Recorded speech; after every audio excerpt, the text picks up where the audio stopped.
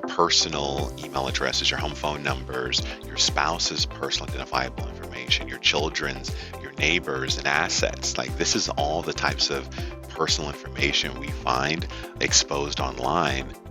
Welcome to the RANE Insights podcast. I'm Emily Donahue. For any business, large or small, the risks to both reputation and profit often boil down to security.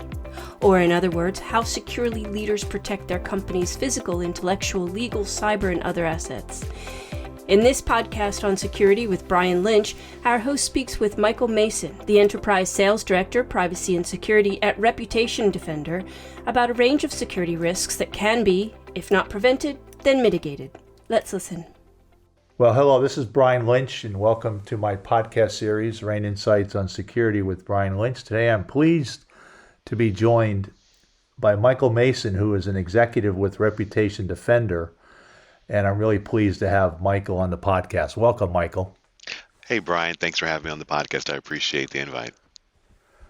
So today we're going to talk about online risk and threat assessments. It's a technique which some firms use to help identify their threat and risk landscape.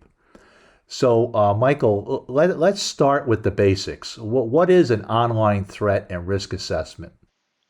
Well, in regards to the Reputation Defender, we consider an online threat and risk assessment identifying all of the PI, so the personal identifiable information for executive leaders that is online, whether it's coming from people search sites, data brokers, social media, the dark web, geo-tracking activities, and identify, again, what personal information is out there.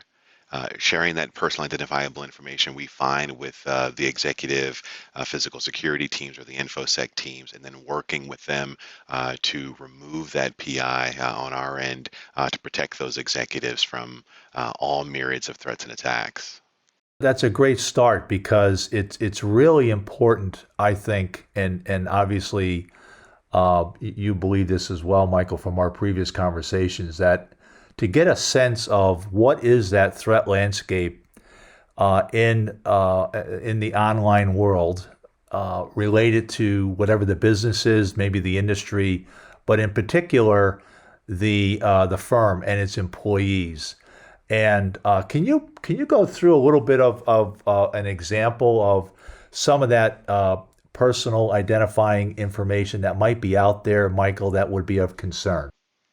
Absolutely, and you would be shocked and surprised to know that personal information, such as obviously name variations, which is pretty common, but it gets as personal as your physical home addresses, your personal email addresses, your home phone numbers, your spouse's personal identifiable information, your children's, if they're grown adults, their personal identifiable information, down to your neighbors and assets. Like, this is all the types of personal information we find exposed online for, again, executive leadership. And as you mentioned, this information being exposed can create an almost infinite number of not only cyber-related threats and attacks, but more recently we've been seeing an increase in physical threats and attacks as well because this information's out there. Yeah, that's a great point. And for the firms that may be listening that haven't yet decided to invest in this type of activity, invest their corporate dollars, what are the key considerations that an organization should review in order to make that decision, and what should they expect from an outcome? Right. I think the first thing is awareness. I talked to a number of enterprise organizations, and typically my conversations are going to either be with someone on the physical security side of things, the InfoSec side, and on occasionally it's directly with the C-level executives themselves. And I think that the first thing is the awareness. Many times they had no idea that, one, the information was out there on the internet, but two, that it was so easy to access it. So I think the awareness piece is the first part. And, again, especially when you're having a conversation with the CEO, a president, owner of an enterprise organization, and they can see all of their home addresses, their personal home phone numbers, their spouse's personal information. It's really eye-opening for them, and that really is what kind of starts the conversation of, okay, what's available? What can you guys do to help us to remove this information? And it's even worse if there've already been threats or attacks that have taken place. Yeah, that's a great point. It's really assessing what is available to those subjects or threat actors that may want to obtain that information. How easy is it to obtain? And then, Michael, what have you seen threat actors do with this information? Oh, I mean, the laundry list of things are it's almost infinite. So I like to break it up in again two categories, right? So on the cyber side of things, the threat actors and adversaries, they're using, your personal information, like, again, names, email addresses, cell phone numbers to initiate, all forms of social engineering, phishing attacks, whaling attacks, ransomware, DDoS attacks, compromised credentials. So these are some of the most common cyber-related threats and attacks that occur because your personal information is so easily accessible to these adversaries. And then on the physical side of things, having this information so exposed leads to stalking, harassment, physical ransom, threats and attacks. I hear about as well too, unfortunately. So it's the exposure of your personal identifiable information. It's a two-pronged challenge, right? You've got the cyber side of it that needs to be addressed, and I know businesses do their best in that regard, but a lot of times it kind of goes unforgotten about the physical threat that this can cause as well too. Yeah, great information and great points. And so we talked about what is the information that might be out there. We've talked a little bit about what the subjects or the actors could do with that information. Well, let's talk about who those threat actors are, the subjects that might be doing this, and why. What's their motivation? Yeah, so one of the things that we identified with working with a lot of companies where CEOs, CFOs, CEOs, and other key executives are actively being targeted, the adversaries, they're gathering this intelligence on one hand to gain access to company sensitive data. And then to carry out all forms of cyber attacks that we mentioned as well. So I think that's the biggest kind of area of concern, and again, that's where we want to help these businesses identify this info and remove it.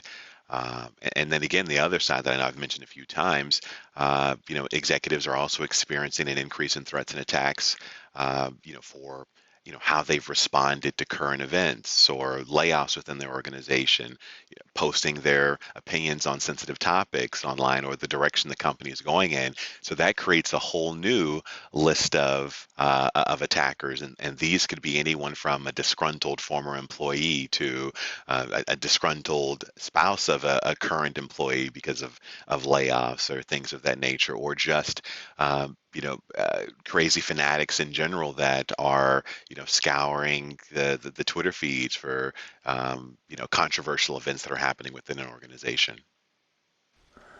Yeah, absolutely. And those are certainly points that folks can relate to that are involved in the global security, information security profession, as you rightly pointed out.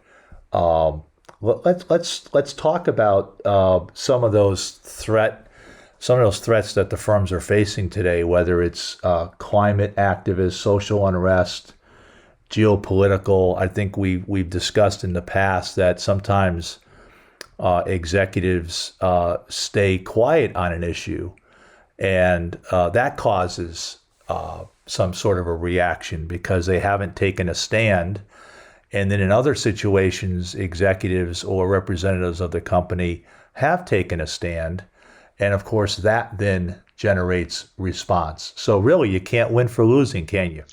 No, you're absolutely right. You're darned if you do, you're darned if you don't in many situations. And I can tell you firsthand, I mean, just recently on the topic of, kind of, political or geopolitical events that are happening, I've had conversations with, again, enterprise organizations where, because of their stance on certain, political topics, um, you know, pictures have leaked of conversations or training onto social media, and from individuals internally, and that created a backlash that you could hardly imagine from all fronts because of their stand.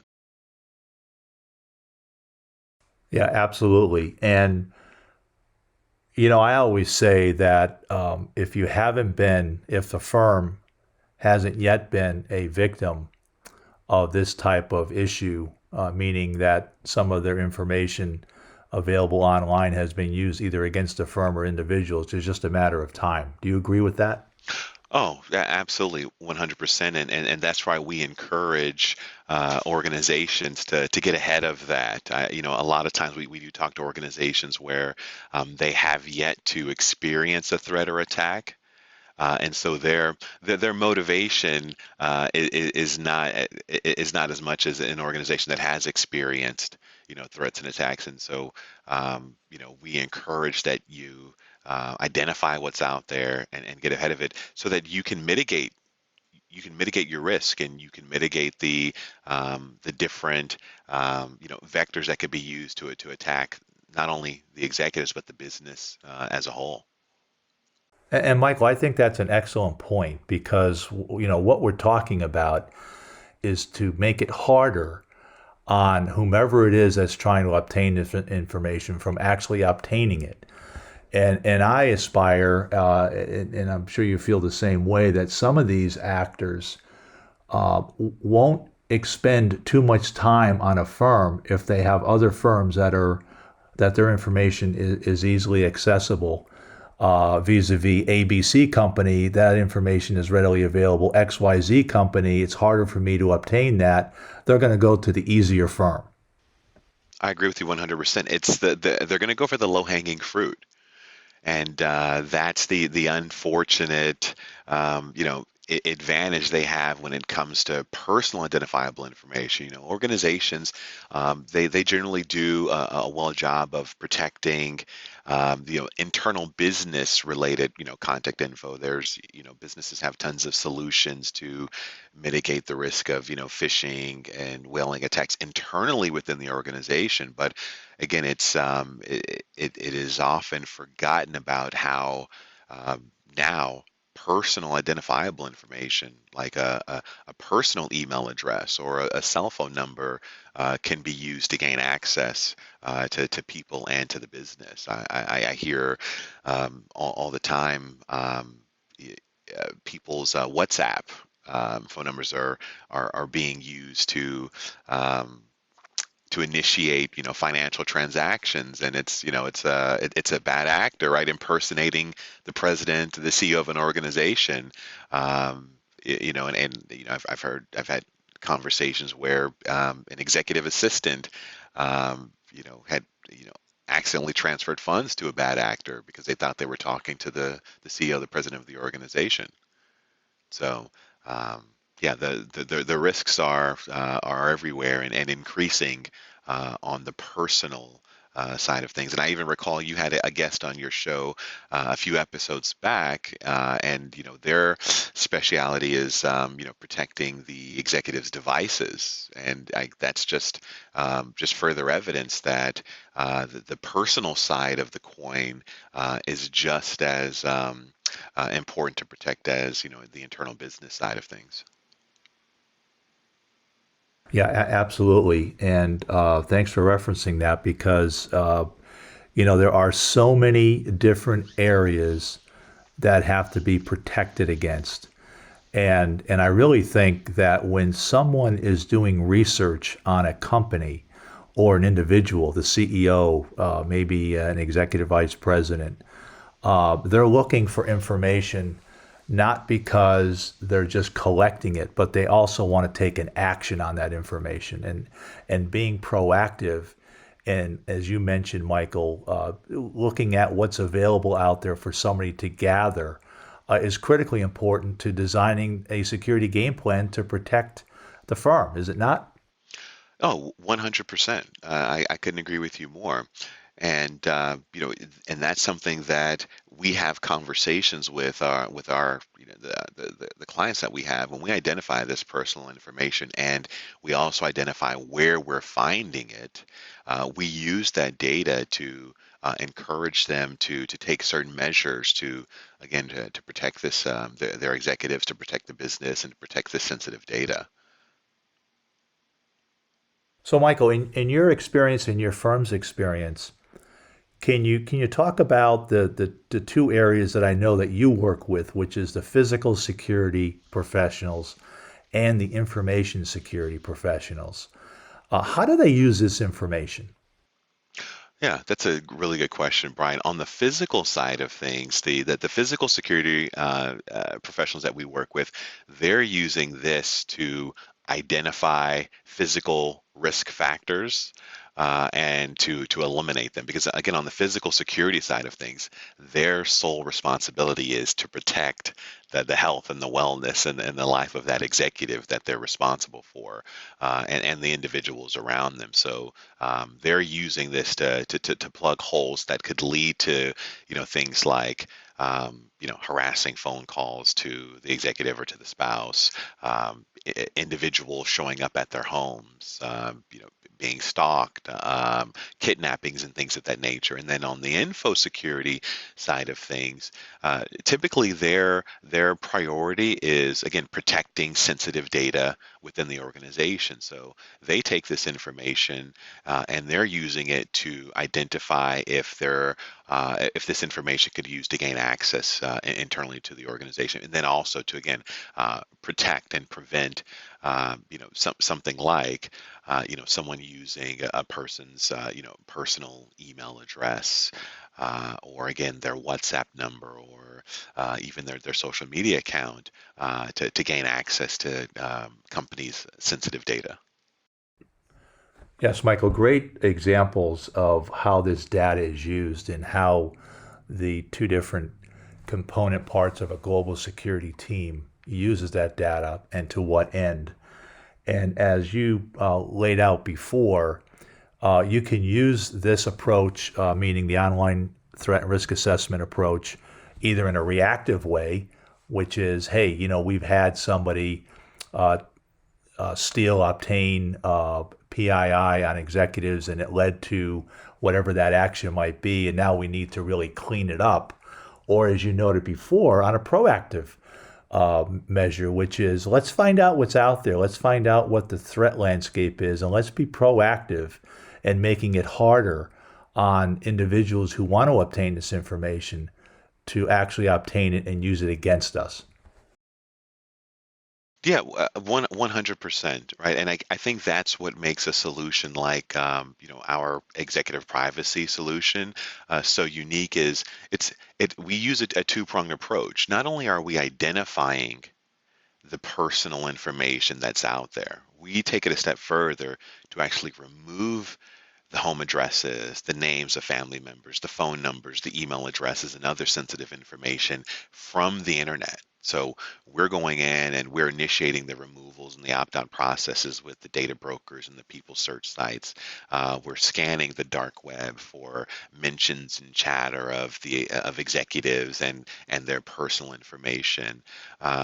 As well. And then again, providing this data to those physical and infosec teams, and also the progress that we've made and removing it from the internet, so that again they can reduce, if not eliminate, the risk associated with this information being out there. Yeah, again, I think that's an excellent point and an important point to emphasize that not only does this action, this process, this tool identify where the vulnerabilities are and what type of data is available, but it's critically important to remove it so that it's not available in an easily obtainable way. And let's speak a little bit about the removals. That's an ongoing monitoring process, right? It is, and it has to be because internally we say it's a game of whack-a-mole, right? It's we can take down and remove the personal identifiable information, but because there are hundreds of data brokers and people search sites that are constantly scrubbing the internet for your personal identifiable information, you do need to go back, retrace your steps, identify if any of the old data has resurfaced, or if new personal information on an executive or someone they're related to pops up. We start the removal process over. And the other kind of unfortunate truth and challenge out there for organizations that have attempted to identify and remove themselves is that these data brokers and people search sites, they spawn new sites, they share, trade, and barter the personal information across one another, and it makes for an extreme usage of energy, time, and resources internally to have to constantly scan, remove, rescan, re-remove. And again, I think that's what makes a solution like reputation defenders, executive privacy, so helpful to an organization. Yes, absolutely. And this is really should not be considered a one and done.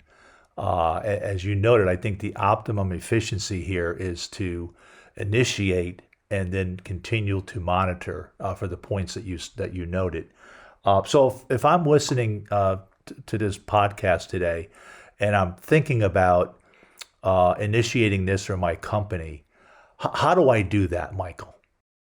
Yeah, I would encourage that you go to the executiveprivacy.com website or the reputationdefender.com website and reach out to me and my team. And what we can do is we can do an initial scan. What we'll do is we can scan some of the most widely used people search sites that are out there, and we will show you in a proof of concept exactly what type of PI is out there on your executive leadership team.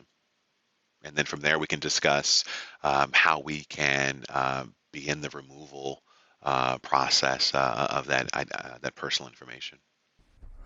And Michael, are you looking for those key assets, or what we like to say at RANE, those emerald assets that firms are trying to protect? Are you looking for information like that from the company? Tell the listeners exactly how that process would work. Yeah, that process of identifying it, it's actually easier than most people know.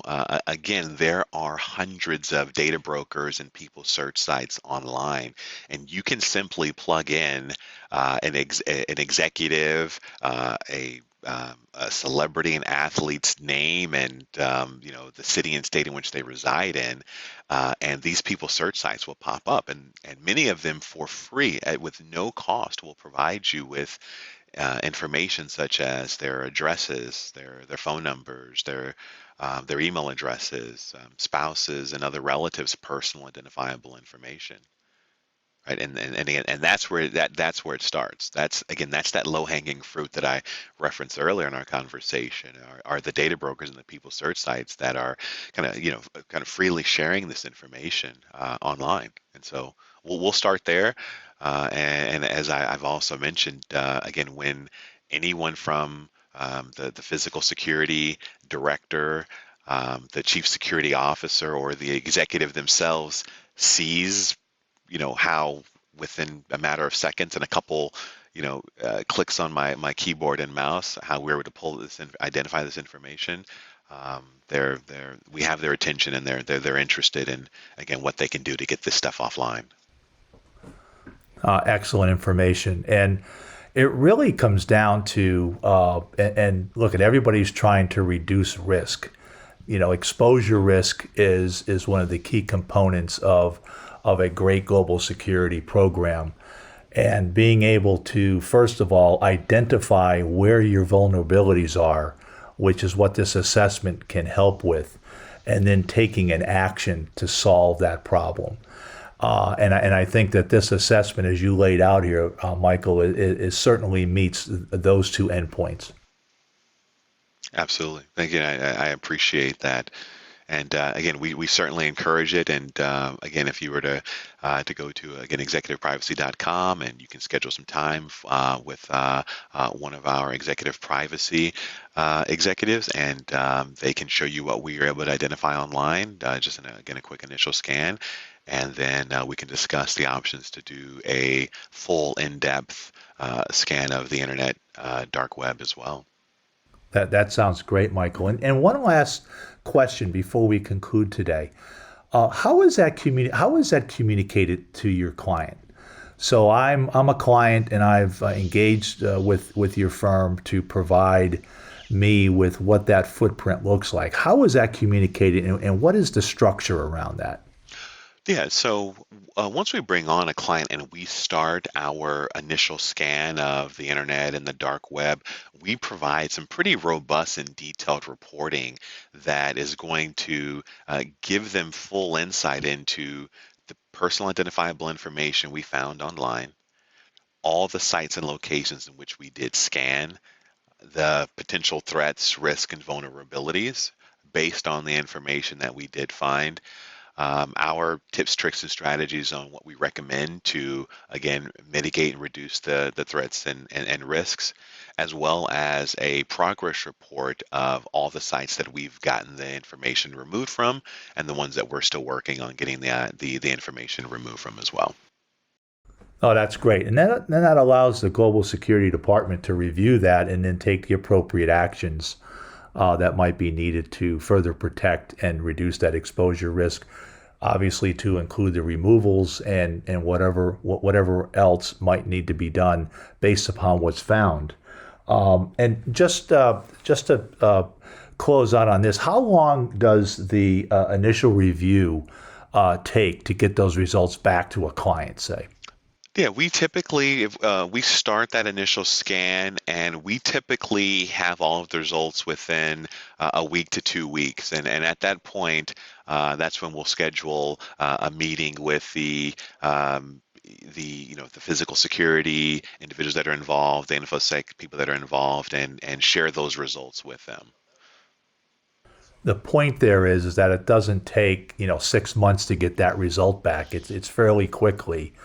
To get a handle on what that risk exposure might be. Yes, it is. And then to add to that, we rescan all the data brokers, all the people search sites, the internet, the dark web, social media, etc., on a monthly basis. So you'll be able to see, again, what sites the data may have repopulated on, what sites the data has been removed from, and again, you should see that in what you saw in your initial scan, which I've seen initial scans that have anywhere from 500 to over 1,000 instances of personal information on a single individual that we found. You'll see those numbers dramatically reduce month after month after month. And by those numbers reducing, you're seeing the exposure risk reducing as well. Exactly. That's the end game, right? The end game is to reduce, if not eliminate, the exposure, the threats, the risks, the attacks. Excellent. Well, Michael, it's certainly been a pleasure to have you on the podcast today, discussing the threat and risk assessment, online risk assessment that firms should consider in approaching their risks and their threats to not only their company, but to their people. Thank you again, Michael. Thanks for having me on the podcast, Brian. I really appreciate it, and appreciate what the RANE Network is doing to help organizations as well protect their executives as well. Michael Mason is the Enterprise Sales Director, Privacy and Security at Reputation Defender. RANE is a risk intelligence company that provides access to critical insights, analysis, and support to ensure business continuity and resilience for our members. Learn more about how RANE helps businesses prepare for and mitigate risk at ranenetwork.com. That's RANE network.com. I'm Emily Donahue. Thanks for listening.